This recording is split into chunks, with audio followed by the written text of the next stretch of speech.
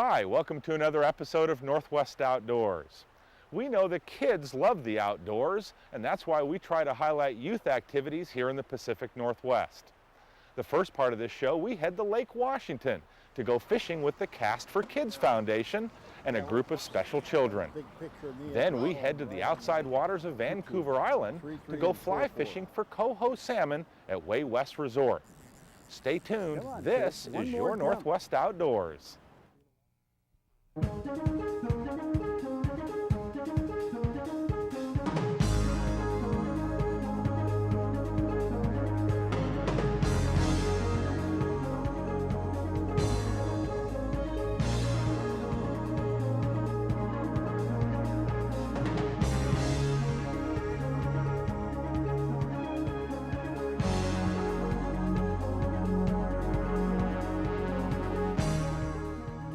Funding of Northwest Outdoors is made possible in part by O'Loughlin Trade Shows. Puyallup, Portland, and the Denver trade shows are proud supporters of public television throughout the Northwest, placing an emphasis on education for the great outdoors.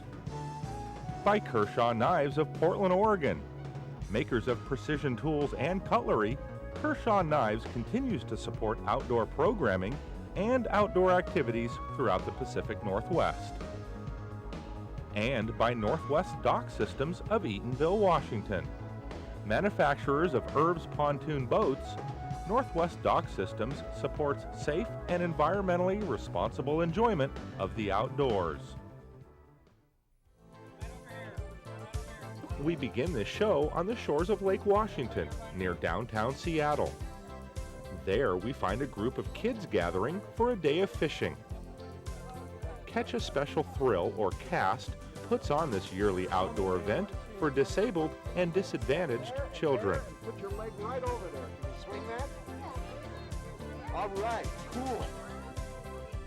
With the help of many sponsors and volunteers, these kids get a chance to experience the joy of fishing, some for the very first time.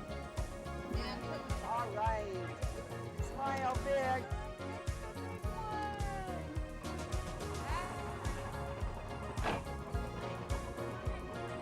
We held our first event in 1991 at Banks Lake in eastern Washington, and it was such a neat event. What it did for the kids and the parents and the volunteers, I just absolutely fell in love with it. Jim Owens is the executive director of the Cast for Kids Foundation. So from there, I went to turn it into a nonprofit foundation so that it wouldn't just fall through the floorboards and that we could continue to do it. And what I was envisioning at the time was just having 3 or 4 events in the state of Washington and enjoying that and having a good time. Well, what I didn't count on was that people from other states started hearing about it. And over the next few years, it grew into 6 events, then it grew into 12 events. Next year, we've got commitments for another 13 for a total of 31 states, and we'll hold probably over 50 events next year. You gotta let a little bit of line out. Oh. Well, that one's a heavy one. Marcus, towards us. Just a little bit off the bottom. Go ahead. That'll work. How are you doing back there, Clarissa? Are you watching your bobber? Oh, there's a fish. You have one? No. Got a little bit of weeds on there. Okay. Give it a cast right back over here. Towards the shore, there's a grass line right along there, and the fish like to get right on that grass line. Good shot. You said you couldn't do that earlier. Here, fishy, fishy, fishy. Oh, you got one. A little one. All right. You see? Yeah, that's a little yellow perch. Get around there again. Yeah, that's perfect. To put on a Cast for Kids event takes a lot of dedicated people that are willing to give up their time. And not only the boaters, and the boaters are the special ones because they bring their boat and they volunteer their time and their gas and their equipment to take these kids out. But it also takes a lot of kids, or a lot of volunteers on the shore to do all of the behind the scenes things. At this particular event, we had 61 kids this year with over 40 boats. plus a couple of pontoon boats that were generous enough to come out. Normally we keep the events to about 30 to 40 kids because that's all that's manageable. Most disabled kids really don't have a lot of opportunities to participate in outdoor activities. A lot of their recreation consists of the television, the computer, things like that. So it's very seldom that they're able to get out and do anything outdoors. So when they get an opportunity to come out and fish, it's just a special time for them. Chris did this last year, was his first trip, and he caught 7 little ones, and he talked about it for like 2 months. And his memory is a little on the short side, but he knew that September was coming and that fishing would go again. And so he's been talking about the last 2 weeks. This is something really important to him that means a lot to him. And he's had like I say, been talking about it for 2 weeks, just driving us nuts about going fishing, going fishing, going fishing. He was up at 6 o'clock this morning to go. Huh, Chris? How many fish have you caught so far? 3 of them? None. You caught 3. This year he brought his friend Joey along. And Joey, how many fish have you caught? 2. You caught 2 or 3? 2. It's the first thing he talks about every morning. Is he's going to go fishing. For me, the excitement of seeing him and enjoying something new and having the experience that I can't provide for him. You know, and the Cast for Kids can provide this for him, and just watching the joy in him, and and enjoy when that fish comes up off the reel and off the pole. It just is really nice.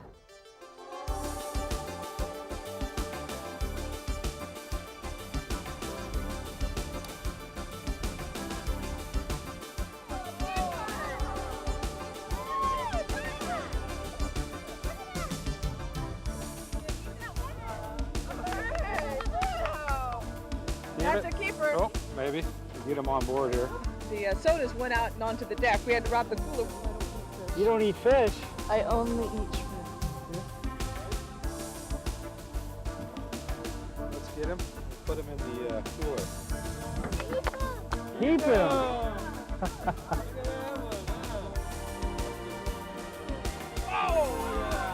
Yellow winner.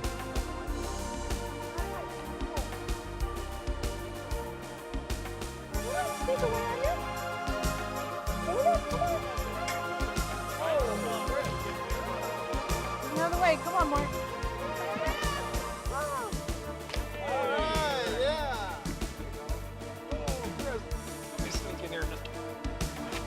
Mark, catch that one right in the face.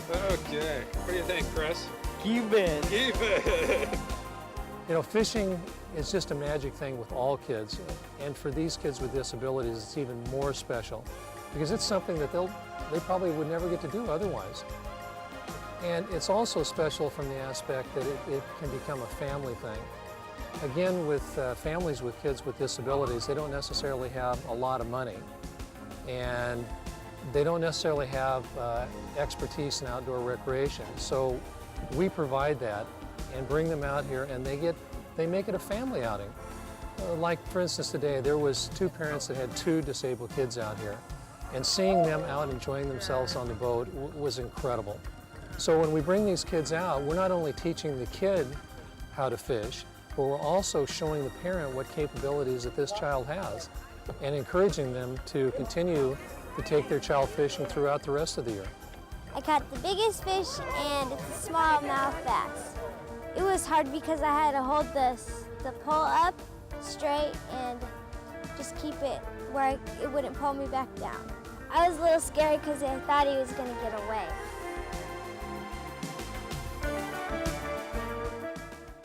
Join us now as we go fly fishing for salmon on the west coast of British Columbia.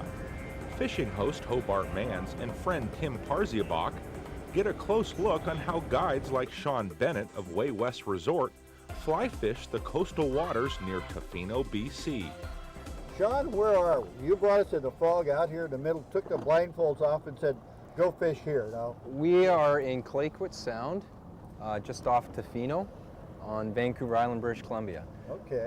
The island behind us is a popular fishing area for us, and Tonquin Island is the name of it. You've got several species of salmon out here that we can take on fly. We have 5 species of salmon that come through the sound. Sockeye, Chinook, Coho, Pink, Chum. Chances of hooking a pink right now are fairly slim, but all of the other species are running through, and we're just trying to see where we can hook. Get a fish on and play it in. Actually, it's pretty unique. You've got an area here where the fish are looking for bait around these islands, and if we're using flies indicating bait patterns of various natures, it's kind of exciting. I've not, quite seriously, never caught a salmon on a fly before. We're pretty well rigged up with what you recommended we bring up. That's an 8-weight fly rod with a good drag system, and we're fishing heavy sink tip lines. We have found in the past that the heavy sink tip lines, you have a better connection to your fly, the way it sinks. And what we're doing is we're setting up the boat perpendicular to the tide, meaning if the tide is running this way, we're casting against the tide or with the tide. Casting with the tide if we've got a bit of wind and the boat is going to push us over top of our fly lines, where a lot of fly fishermen that are fishing in the salt water are casting their lines out and stripping it horizontally, usually 5 or 6 feet down. What we are doing is casting and using the tide to get our lines down even deeper. And we found in this season in particular, stripping the flies straight up off the bottom, we're getting larger fish and we're getting more hookups with fish. You've got a nice straight pull-up set, and for some reason, I think it's just a little more consistent bringing the fly straight up opposed to horizontally. Bring yours straight up, Hobart, real quick. There you go. Beauty! Straight up. He's too late for straight up. I think you got it. Too late for straight up. Too late for straight up. You got a nice sized fish there too, I think. Woohoo! Yeah. Keep going, baby. Keep going. There's one.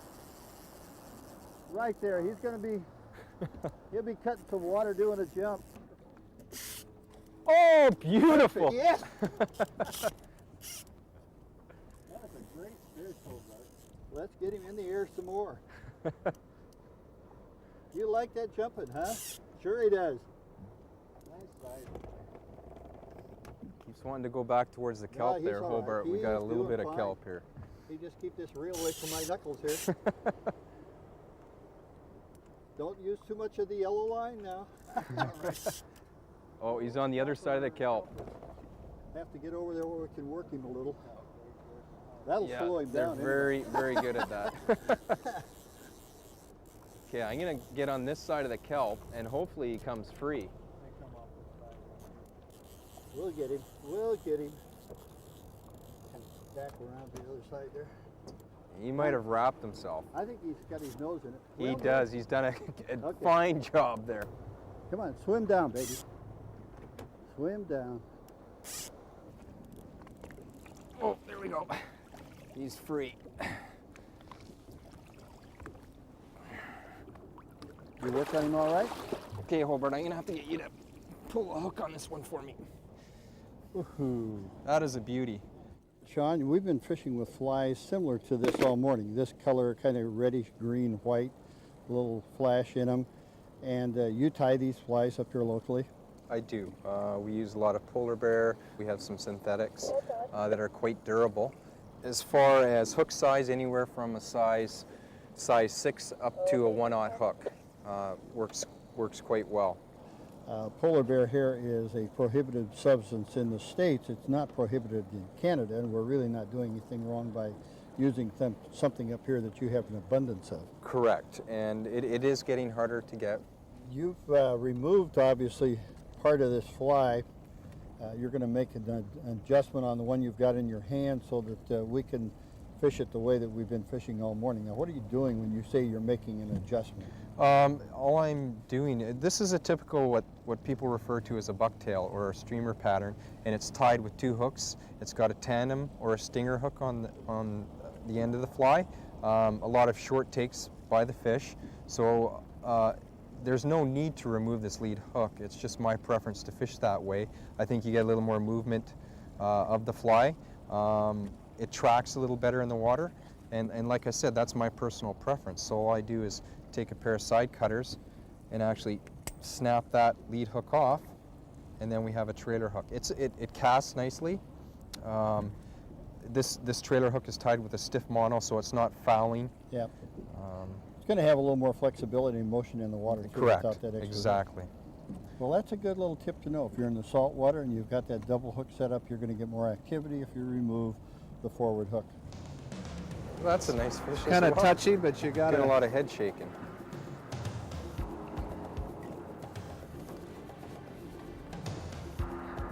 It's been kind of fun. You just have to pick your place.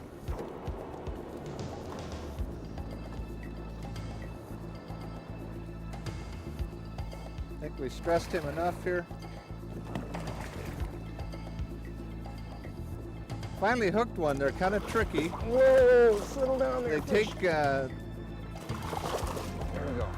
they make a very fast take and take off, and if you're not prepared Done a number for it on just your right. hook too. That's Yep. me taking it out. Yeah. I'll retie one on for you. You know, I don't get up to BC a whole lot, but I know I've had a little experience fly fishing. I do a lot of fly fishing in Montana, but do you have a self-guided type of proposition up here for somebody like myself?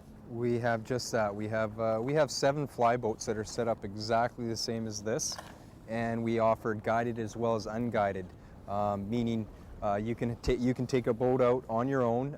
We have charts, we have GPS navigational systems, and we don't just put you in a boat and say, here you go. We on the unguided, we have a fish master available to you on the water, meaning someone in another boat, an experienced guide that will actually shuttle you to the productive areas, and you can fish one area and we may go fish another area and call you into other areas where it might be a little more productive than the area you're fishing. So you're not left on the water totally alone.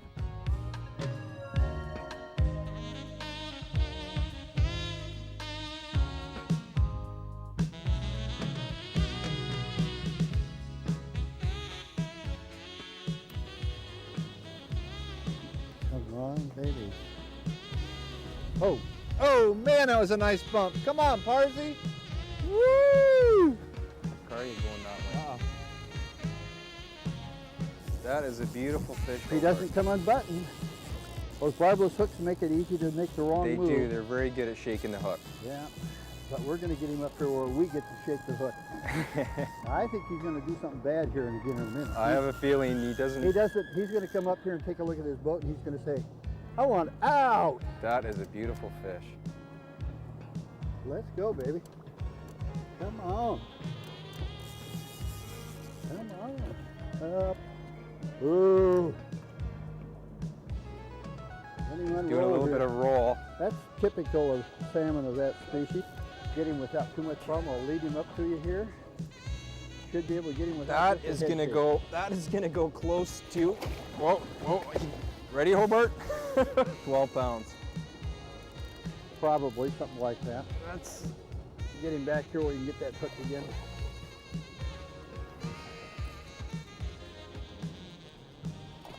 Thank you, fish. Beautiful. You played that Thank well. you. Hobart. Very well done, Sean. We're fishing here on 5 basic species of salmon. Unfortunately today we've seen some coho, but there are Chinook, and they do take Chinook here on flies as well as pinks and sockeye and some other species from time to time. Yes. So throughout the summer, fly fishing, if a person were to come up here and see you at Way West, you could probably put him in some form of salmon fishing with fly. Saltwater species, there's all sorts available. Coming up next, Hobart joins one of the few women fishing guides in British Columbia. But first, here's a quick cooking tip for a great hors d'oeuvre, salmon wings. For those of you who catch salmon, kokanee, or other red-meated fishes in the field, here's a quick little recipe that will really make great hors d'oeuvres or a main menu item. We call it salmon wings, similar to buffalo wings.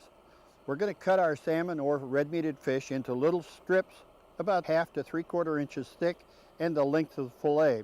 At that point, we're going to move those fillets to a batter that we've already mixed up here, which is combination, equal parts by volume, of beer, milk, and eggs.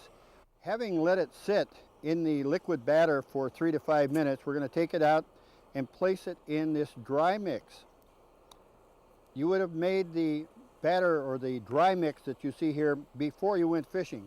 It's a crushed combination of cashew nuts, sesame seeds, and Cajun blackening seasoning, about equal parts of sesame seed and cashew nuts crushed in a blender to about a tablespoon of Cajun seasoning. We're going to roll our little pieces of salmon in there so that they're all coated all the way around very nicely. Going to take those and flour them, fluff them up, get them coated. We're going to take them over here and place them in this hot peanut oil. And again, I'm using peanut oil because of the problems you have with heat. You see it's right up to a nice, quick, fast cooking process. You can smell that coming up, and it's really good. Ooh. We'll probably have to turn each one of these a couple of times. You can see a nice little dark finish that's coming up on them here. Oil just might be a shade hot. We'll set it off to the side here just a little bit. The cashews, the sesame, and the Cajun blackening spices on that salmon is going to make a hot hors d'oeuvre, a little spicy. And then on top of that, once they're done, take them out and drizzle a little teriyaki sauce or any other barbecue sauce that you like on them, or even just simply put a dipping sauce on the table, and you can dip these salmon wings in there, and they are delicious. You normally would have them in the skillet for about 3 to 4 minutes total time. Salmon cooks quite rapidly. Just want to make sure that it's done all the way through. These should be pretty good shape. Hors d'oeuvres fit for any king at any picnic. Great way to spend an afternoon. Salmon wings. Here is the recipe for you to make your own salmon wings.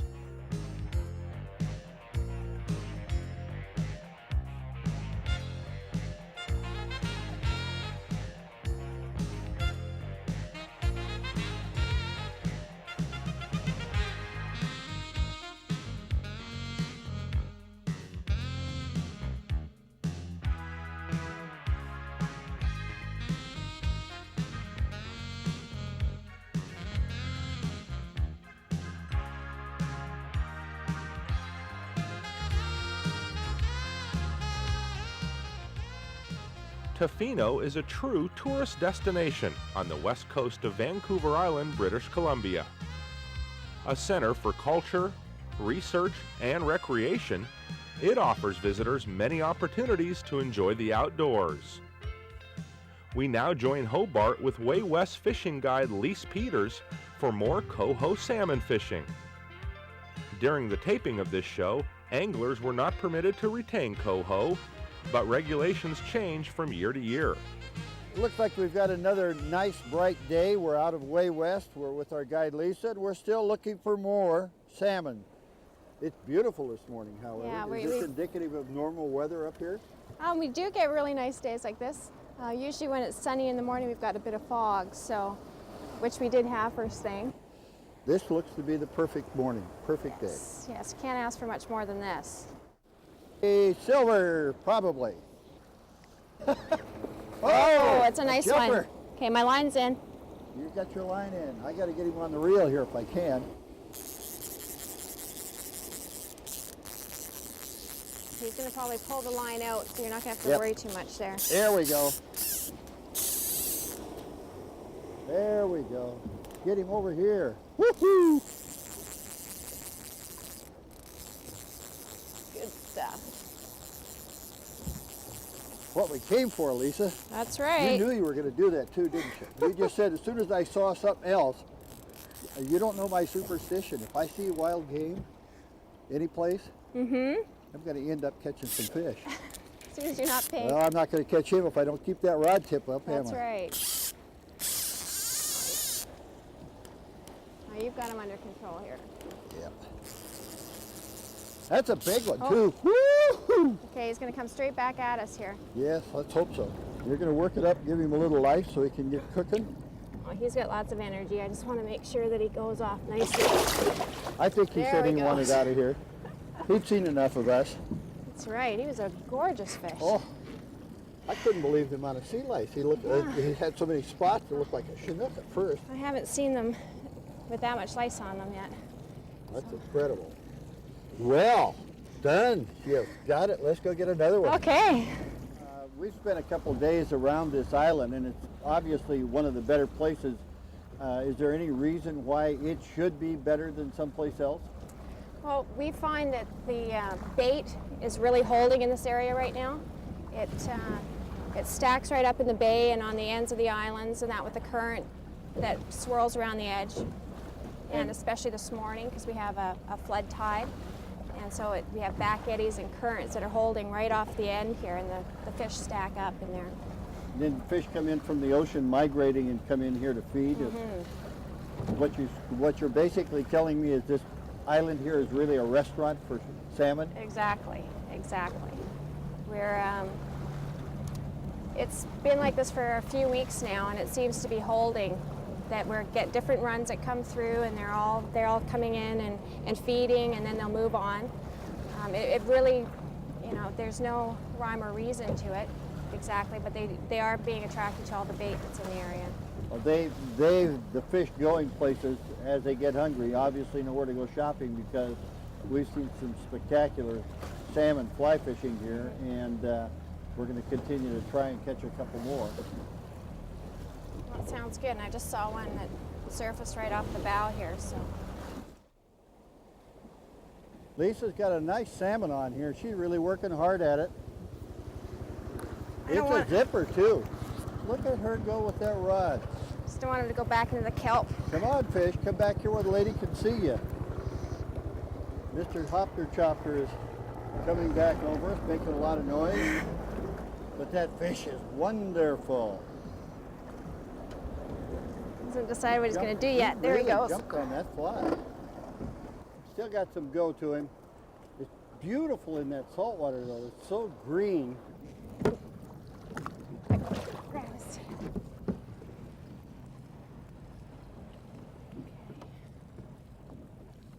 Turn him loose to go back. That's right. Okay. You got your bug. All right. He chewed it up, however. So Beauty. We can release him. You really got a lot of chrome color to it.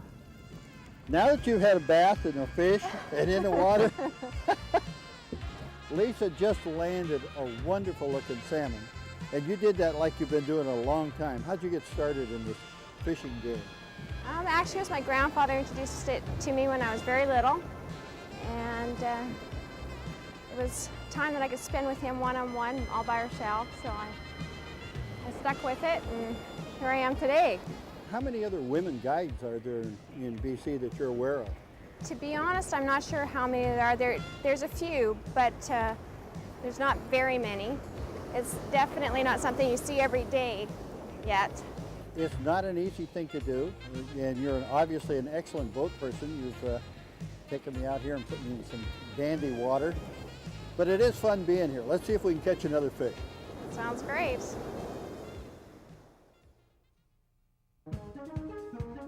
Go online with Northwest Outdoors and learn more about this episode and a lot more.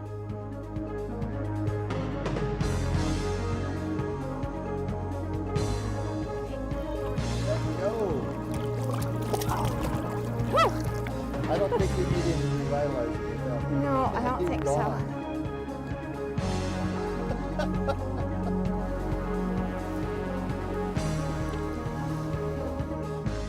Funding of Northwest Outdoors is made possible in part by O'Loughlin Trade Shows.